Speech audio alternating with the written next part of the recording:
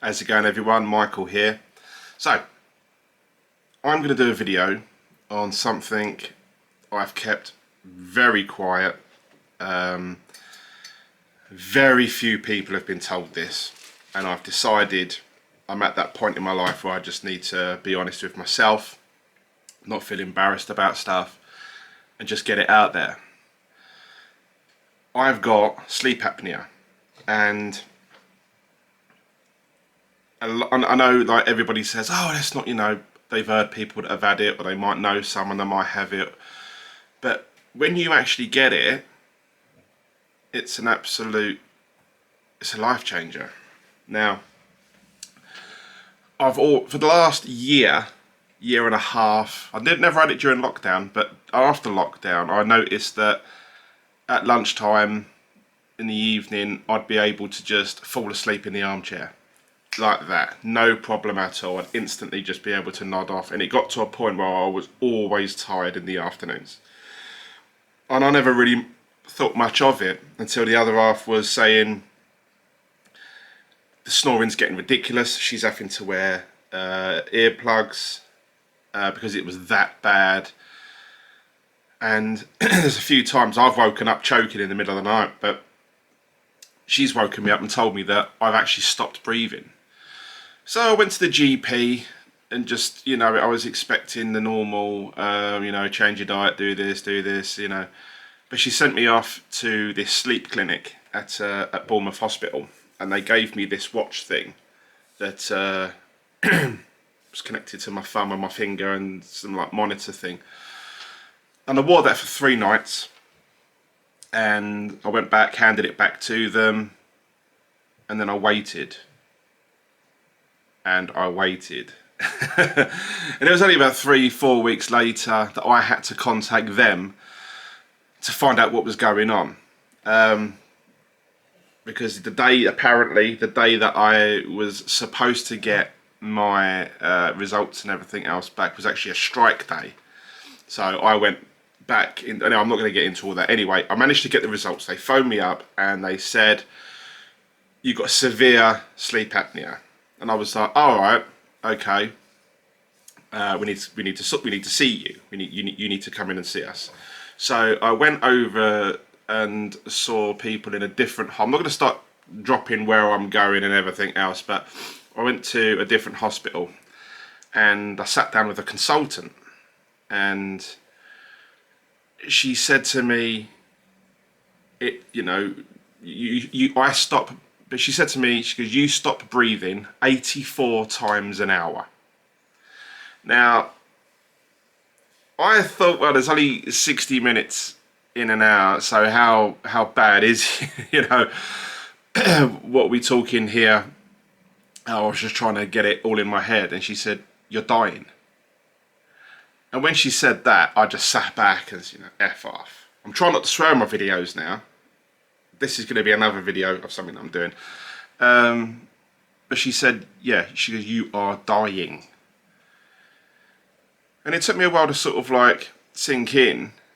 And I think the best way that she actually got through to me, she said, John Candy would have died of it. This is what he would have had with his breathing and everything else. This is why he stopped breathing. All these different bits. And I was just completely shocked. It was that bad. I was given a CPAP machine within 3 days. I can't fault the NHS on this. Apart from actually getting hold of the results, when I actually did get the results, they've worked so fast. It's unbelievable. And I remember coming home and saying, right, okay, so apparently, I'm not snoring, I'm slowly dying. And if you look into sleep apnea and bits and pieces like that, when you stop breathing, you start getting problems with your body. And basically what it's doing is your body's shutting down because it's not getting enough oxygen into it. This is why I was always tired in the day. And I thought, okay, this is going to be, this will be different. We'll sort of figure this one out. It could have also been, I noticed in my Route 66 videos, I'm always out of breath. Now, I'm talking a lot now, and I am out of breath even just sort of sitting there, so it is definitely like a weight thing. But being told that you're dying, you're slowly dying, is a wake-up call. And it could also be a reason why I'm struggling to lose weight, because my body goes into the fight or flight mode, and part of the fight mode is holding fat cells as a like a backup. It starts holding the fat because it doesn't know what else to do, because it's in this sort of like chaos. And it was a tough pill to swallow, because stuff like this doesn't happen to me. It happens to people on TV. You know, you watch these if you're in the UK, you watch these Channel 5 documentaries. Sometimes Channel 4, but it's mainly Channel 5, you know, to put the stuff on about people, or TLC, you know, something like that. Man, it was hard work.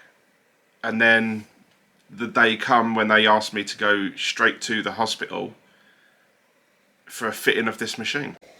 So I went back and got this machine, and I've actually just gone and got it. It's just beside me now.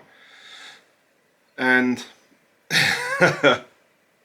messed me up, man. This is it. I don't know if we can... Okay, so this here is my CPAP machine. Now, this is a ResMed, I did actually know it's AirSense 10. And you can just press the display. I'm not going to go through all the information and everything with it, for the simple fact that I'm still sort of... It's set to how it's set. I know how to change it if I want to change it, but it's really difficult for me to explain. Now the side of it, I don't know if you're able to sit here, the side comes as standard with this, which is just a basic thing that clips in. So that would be the ResMed. But the problem I had with this is, we'll get to something else in a minute, but it was so cold being dragged in that it was actually, I got a few sensitive areas, and every time I was breathing in, it was giving me shooting pain. So what they've done is they said, right, we'll take that out, and we're going to replace it with a humidifier. Now you fill this up with water up to the maximum line. Inside it's got one of these little heat things. Now you've got to clean these regularly, because they get really crapped up really easy. And then, so you'll fill that up with water. I need to do a full tank every 2 nights. If I've had like a 10-hour sleep, I might have to just top it up. I've just got a bottle of mineral water now beside my bed that I top it up. So you'll fill that up, you'll click that in there, like that. And when you switch it on, that metal plate warms up. You can have a different setting. This is currently on setting 5.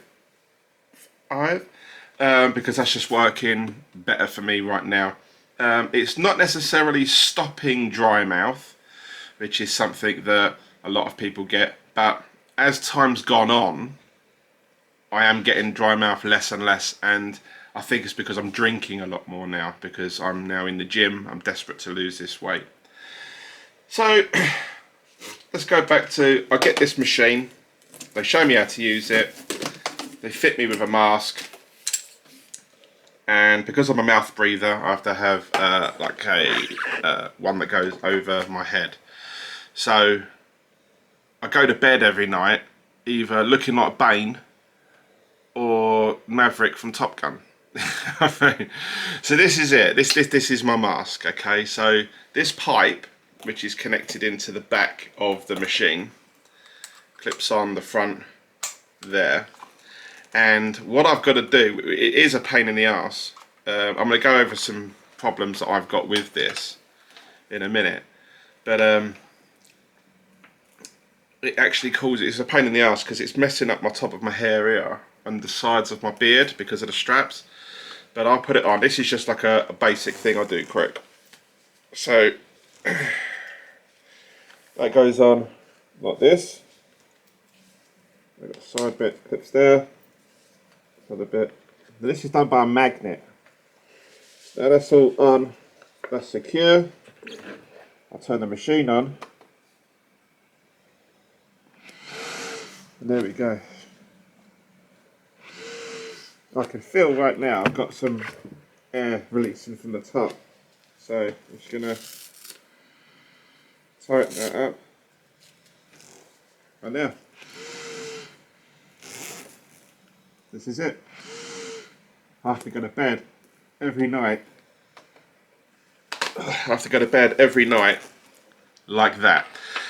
When I first done it, I had it on for 2 hours the first night that I had this machine. I just couldn't use it at first. I've never been so low in my entire life. This was a real problem for me, in the sense that yes, I've got my body can't breathe while I'm asleep because my muscles, you know, especially with the weight that I am, you know, and around my neck, it's blocking and it's stopping me from breathing. And because I'm not breathing, my body's shutting down. So in turn, I'm at a very high risk of heart attack, stroke, bits and pieces like this. I'm not going to go in too much. I'm not a doctor. Okay, this isn't a you know, a how-to or anything like this. I'm just talking about my experiences in living with bloody sleep apnea now. It's not it's not great at all. But yeah, so for the first couple of nights I slept a few hours. I remember on the third night, I think I was just so tired. I remember sleeping through with the mask on and getting up, and I was just like, wicked. Oh my God, I slept through the night. I can't believe it. After a week, we're going to say 2. For argument's sake, we're going to say 2. After 2 weeks, I was sleeping through the night with no problems with the mask. I always wake up in the night. Always. It's very, very rare that I'll go to sleep and I'll sleep all the way through. I always wake up to turn over because my back's knackered, you know, and all these little bits and pieces. But after the first like week and a half, I wasn't tired in the daytime anymore. I was a lot more alert. And I feel like a fog has been lifted. Before, I was incredibly anxious. You know, the anxiety and depression I had was through the roof. It was horrible. It really, really was. So this has changed my life for the better. But it took a while to get used to it. You can't just go to bed with one of these on and just put it on and that's it. If you just breathe through your nose, you can get one that just goes through your nose and round. And to make sure you don't get something called air escape, where the air literally just forces out of your mouth, you have to have a strap that goes around your head to keep your jaw closed. There's loads of different little gizmos and gadgets that you can get for sleep apnea now. This one's on the NHS, so it's alright with me, because these machines are £300-400. There's a SIM card, I think, inside, and what it does is you're connected to an app, and it's called My Air. Now I'm just loading it up now. So on this My Air, so on average now, if you remember, I was stopping breathing 84 times an hour. So they called it 84 apneas an hour, or events. So this is the app now. So this is last night. So I'm at 0.97. And I don't know if we can see it here. I was asleep for 6 hours, 43 minutes. The seal on my mask was good. 1.9 events an hour. And the mask came off. So I can't see that twice. Oh, it went all funny then. Yeah, so I got 97, but you can go on like a history, and then you can go back over little bits and pieces and events, you know, and stuff like that. So the app's really, really good that you can get, you know, and it's free. But every day I'm able to sort of see what my night was like, how many events I had. So yeah, it's if you snore, or if your partner snores, tell them to go and get checked. Could be nothing. But having a consultant say to me, it's not snoring, you're slowly dying, scared me beyond. Because like I said, stuff like this doesn't happen to me. this happens to other people. It doesn't happen to me. But it did, and it has, and now I'm living with it. And right now, my quality of life is better using this at night, this machine which breathes for me, than it was before. I'm less anxious, I'm less depressed, I'm going to the gym twice a week, which is something that I would never do before. I'm enjoying it. I'm actually noticing results. I'm actually getting bigger muscle, The fat's slowly coming off. I'm aiming for a minimum of £1 a week.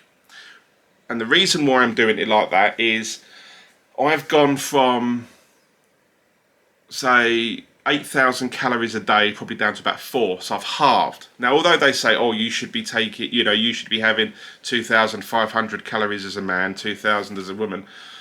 Okay, that's fine, but if I'm on half of what I was already on, the proof's in the pudding. I am losing weight. I'm still having, I'm not having like massive amounts, but I'm still having a cup of tea in the evening with a couple of 2-finger Kit Kats or a few of those Oaties from Aldi, the fake hobnobs, chocolate hobnobs. Still having them. I still have a packet of crisps if I want one. If I want a fizzy drink, I'll have a can of drink. Not going to excess how I was before, like I was going through like a 2-litre bottle of Pepsi a day. I have cut out a hell of a lot of crap. But I'm still having treats. I'm still enjoying myself. Not as much, but I don't think I was even enjoying it before. I think before it was more of an addiction. But I'm losing £1 a week, and over the year, sorry, that would be £52 a year. So if I could just keep doing that, as I'm losing weight, the skin will be ever so slightly shrinking. Because if I just go out and start losing £9 a week, £7 a week, these people on these Wegovy injections and bits and pieces like that, you're going to have a load of shitty skin. Oh, there we go, I swore. You get a load of dodgy skin, and I don't really want that. I don't have to have any skin surgery, or anything like that. I just want to lose it, get myself all toned up, and it's going to be a bit messy, but it is what it is, It's bought and paid for. So yeah, if you've got sleep apnea, you'll know what I'm talking about. It was the most depressing state I think I've ever been in. I couldn't handle it. I wouldn't say I was suicidal, but I remember sitting down thinking, I'm never, ever going to get used to this. I am never going to be able to do this. And I kept quiet. Very few people know. Now, the world's going to know, or has the option of knowing. Very few people know. I've come off of all social media just before this sort of happened, so it wasn't something, I wouldn't have even put it on Facebook, because Facebook was one of those things you go on to show off about how great my life is, or tag yourself that you're in a hospital, for attention and all that crap. I never went down that route with this. I was embarrassed more than anything else that I'd got myself into this situation. Before I got fat, I didn't snore. And it was only progressively over the years, as I've got bigger and bigger and bigger, that it's got to a point where my body just can't take it anymore. So if you snore, or someone who snores and it's loud, and it's, everyone might snore just like a tiny little bit, but if it's bad, like proper loud snoring, they will have sleep apnea, and what you're hearing isn't snoring, it's actually the body very slowly dying. It could take a few years. Life expectancy with somebody, this is what I've read online recently. I don't know how true it is, but I'm just going to say, like I said, I'm not an expert. This is something that I've just read. Life expectancy for somebody with severe sleep apnea who doesn't have it treated is between 55 and 63. Average. There's a lot of people that will just snore, and they'll get good on later on in life and everything else, and that's great. Good for them. Don't take the risk. Do not take the risk. This is one of those things that, like I said, it don't happen to me. I actually remember watching a program on TV on Channel 5, on Channel 5 years ago, it must have been about 10 years ago, of these two fat people, too fat to work or something like that. And the guy on it was actually 4 stone lighter than me, than what I am now. He had one of these machines. It was an older version, but he had one of these machines. And I turned around and said to the other half, if that ever happens to me, shoot me. Laughed about it. I said, that ain't gonna happen to me. You know, I'd be in the gym every day. I'd be doing this. I'd be doing that. I'm here, and I understand it now. And it's taken a lot for me to sort myself out and to change my life and to change everything else. And I've been doing a lot of videos now talking about mental health, and I'm hoping that we can help each other. You know, we can get something going in the comments, or people can reach out if they need help and bits. Anyway, this is just me, my sleep apnea machine. This is keeping me alive, and thank you for watching. It is a longish sort of video, I suppose.